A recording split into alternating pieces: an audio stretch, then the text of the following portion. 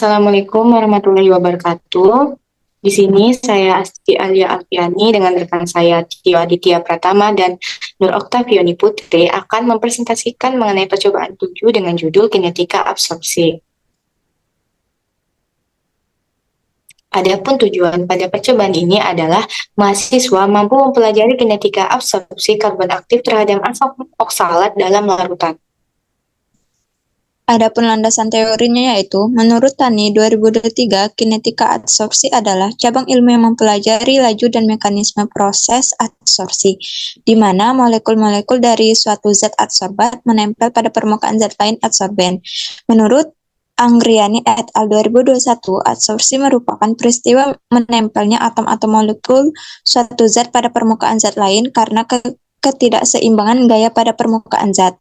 Menurut Barrow dan Harteming 2003, kinetika adsorpsi dipengaruhi oleh berbagai faktor utama yaitu pH, suhu, sifat fisik dan kimia, waktu kontak, pengadukan, dan luas permukaan adsorben. Adapun alat pada percobaan kali ini yaitu ada buret, corong pisah, Erlenmeyer 250 mili, gelas piala 100 mili, gelas ukur 25 mili, gelas ukur 100 mili, kertas saring, pipet tetes, dan statip. Adapun bahannya pada percobaan kali ini yaitu indikator fenoftalein, karbon aktif, larutan CH3COOH 1N dan 0,5 N, larutan NaOH standar 0,5 N. Adapun prosedur kerja pada percobaan kali ini yaitu ada larutan blanko, di mana yang pertama dimasukkan masing-masing Erlenmeyer dengan 10 mili asam asetat 0,5 N dan 1 N, kemudian ditambahkan 3 tetes indikator PP, lalu dititrasi NaOH 0,5 N, kemudian ditambahkan volume titrasi.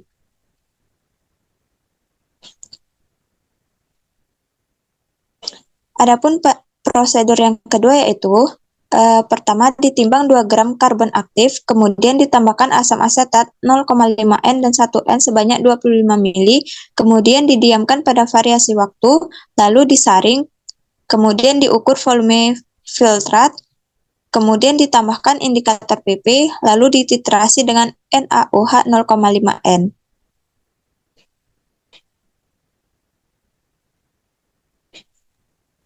Baiklah, adapun hasil dan pembahasan pada percobaan ini yaitu sebelum dilakukan titrasi pada sampel, pertama-tama kita akan menentukan titrasi belangko terlebih dahulu. Titrasi belangko itu berfungsi untuk mengetahui atau mengoreksi volume titran yang digunakan untuk belangko dan untuk sampel tadi. Lalu dapat diketahui kinetika absorpsi adalah merupakan suatu proses suatu zat adsorban pada permukaan adsorben dalam fungsi waktu. Kinetika absorpsi suatu zat dapat diketahui dengan mengukur perubahan konsentrasi zat terabsorpsi tersebut dengan menganalisis nilai kemiringan, nilai slope, serta memplotkannya pada grafik. Diketahui pada percobaan ini, larutan asam asetat berfungsi sebagai adsorben dan karbon aktif berfungsi sebagai absorben. Pada percobaan ini digunakan untuk mengetahui pengaruh waktu terhadap absorpsi tadi, di mana didapatkan volume larutan asam asetat setelah diabsorpsi pada 20 menit yaitu 21 mili, pada waktu 40 menit yaitu 25 mili, dan 60 menit 19 mili, waktu 80 menit 19,5 mili, dan 100 menit yaitu 22 mili. Menurut literatur, semakin lama proses absorpsi, maka filtrat yang didapat setelah absorpsi itu akan semakin kecil, yang dimana nantinya saat titrasi dilakukan, maka volume titrat yang akan digunakan juga akan semakin kecil. Diketahui dari data tabel yang didapatkan pada praktikum kali ini, data yang dihasilkan ini tidak linear. Hal ini terjadi karena terjadi karena beberapa faktor yang mungkin terjadi, yaitu mungkin karena pengadukan yang kurang merata atau kesalahan-kesalahan pada praktikan pada percobaan ini. Eh, Pada tabel ini yaitu hasil absorpsi pada konsentrasi asam asetat pada konsentrasi satu normalitas. Dapat dilihat dari tabel, eh, volume yang dihasilkan setelah diabsorpsi sama seperti data hasil larutan asam asetat pada konsentrasi 0,5 normalitas tadi. Yang dimana eh, faktor-faktor yang mempengaruhi tadi itu eh, yaitu suhu, pengadukan, dan luas permukaan absorben juga mempengaruhi hasil dari absorpsi tadi, sehingga hasil yang didapatkan tidak linear. Dapat diketahui absorpsi tadi adalah proses penyerapan adsorbat pada molekul pori-pori yang terdapat pada karbon aktif tadi. Absorpsi dapat dibagi menjadi dua, yaitu absorpsi fisik dan absorpsi kimia. Absorpsi fisik itu uh, tidak terlihat kuat pada permukaan absorben, sehingga absorben dapat bergerak bebas dari satu bagian permukaan ke bagian permukaan lainnya. Nah, sedangkan pada absorpsi kimia itu absorpsi yang terjadi karena terbentuknya ikatan kovalen dan ion antara molekul-molekul absorbat dengan absorber. Baiklah, selanjutnya adapun grafik pada percobaan ini akan dibahas oleh Asti Alia. Berikut adalah grafik pada kinetika absorpsi untuk 0,5 N, di mana dari grafik tersebut dapat kita lihat adanya kenaikan dan penurunan pada konsentrasi terhadap lamanya waktu pendiaman.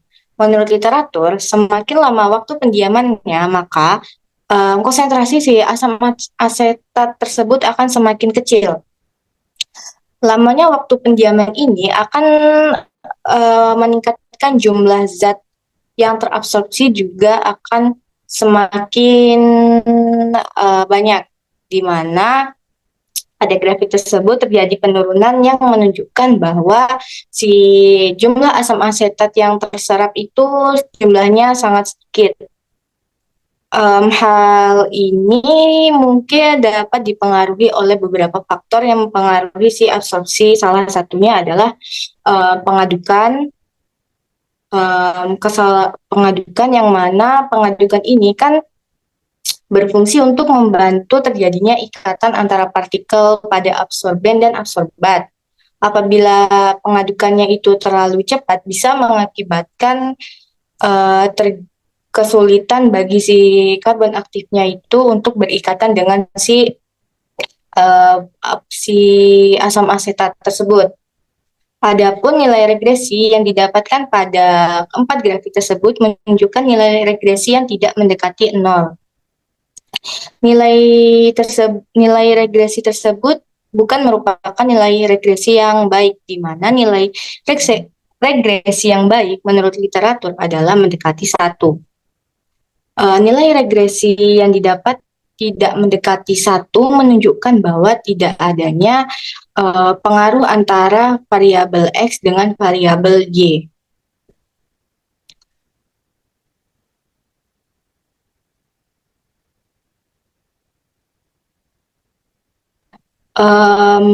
Adapun grafik yang didapatkan untuk kinetika absorpsi 1N, terjadi kenaikan dan penurunan yang konstan pada hubungan len C terhadap konsentrasi, dan hubungan 1C dan 1/C dengan konsentrasi, dan dan kenaikan yang konstan pada hubungan 1/C pangkat 2 dengan konsentrasi, begitu juga dengan hubungan N filtrat terhadap konsentrasi. Sama dengan pembahasan yang sebelumnya, di mana pendiaman itu akan mempengaruhi hasil dari mempengaruhi hasil dari em, hasil dari asam asetat yang akan diserap,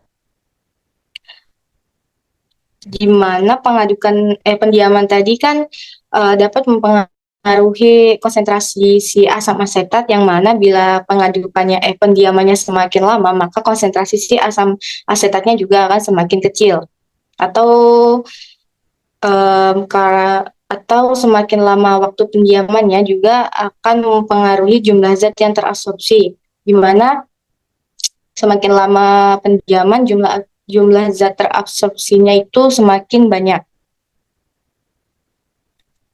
Pada grafik tersebut didapatkan nilai regresinya itu tidak mendekati 1. Nilai regresi yang didapat tidak sesuai dengan literatur, yang mana menurut literatur nilai regresi yang baik itu adalah nilai regresi yang mendekati 1. Baiklah, adapun perhitungan yang didapatkan setelah dilakukan titrasi, yaitu pada penentuan konsentrasi belangko 1M dan 0,5 normalitas didapatkan pada konsentrasi 0,5 normalitas, yaitu didapatkan setelah titrasi, yaitu 0,45 normalitas.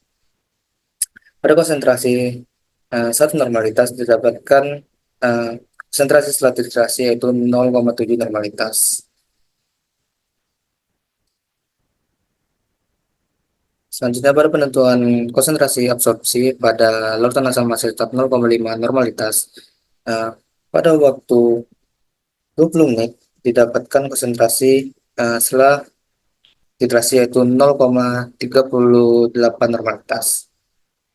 Didapatkan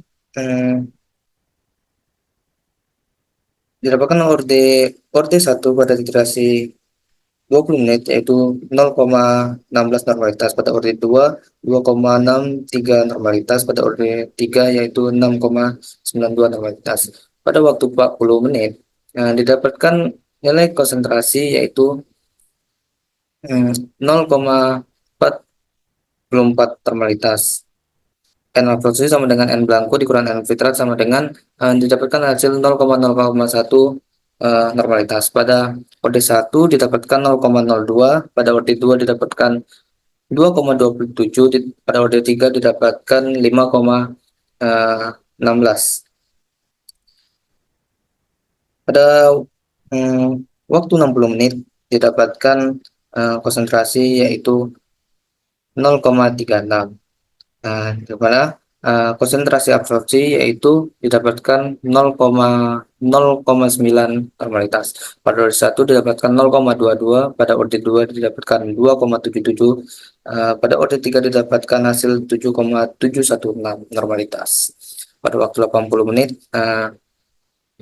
didapatkan konsentrasi 0,39, konsentrasi absorpsi yaitu 0,06, di mana orde 1 didapatkan 0,14, orde 2 didapatkan 2,56, orde 3 didapatkan 6,57 N. Pada waktu 100 menit didapatkan konsentrasi yaitu 0,34, pada orde 1 0,28, pada orde 2 2,94, pada orde 3 didapatkan 5,56 normalitas. Selanjutnya yaitu penentuan konsentrasi absorpsi 1N pada larutan asam asetat, yaitu pada waktu 20 didapatkan konsentrasi yaitu 0,65 normalitas. Didapatkan konsentrasi absorpsi yaitu 0,05 normalitas. Pada orde 1 0,07, pada orde 2 1,53, pada orde 3 2,36 normalitas. Pada waktu 40 menit didapatkan konsentrasi yaitu 0,47, didapatkan orde 1 0,39, pada orde 2 2,12, pada orde 3 4,52. Pada waktu 60 menit yaitu didapatkan konsentrasi yaitu 0,52 normalitas. Pada orde 1-nya yaitu 0,29, pada orde 2-nya 1,92, pada orde 3-nya 3,69 normalitas. Pada waktu 60 didapat konsentrasi yaitu 0,5 normalitas. Pada orde 1 didapatkan 0,22, pada audit 2 didapatkan 1,78, pada audit 3 didapatkan 3,18 normalitas. Waktu 100 menit didapatkan konsentrasi 0,61 normalitas, pada audit 1-nya didapatkan 0,13, pada audit 2-nya 1,63, pada audit 3-nya didapatkan 2,68 normalitas.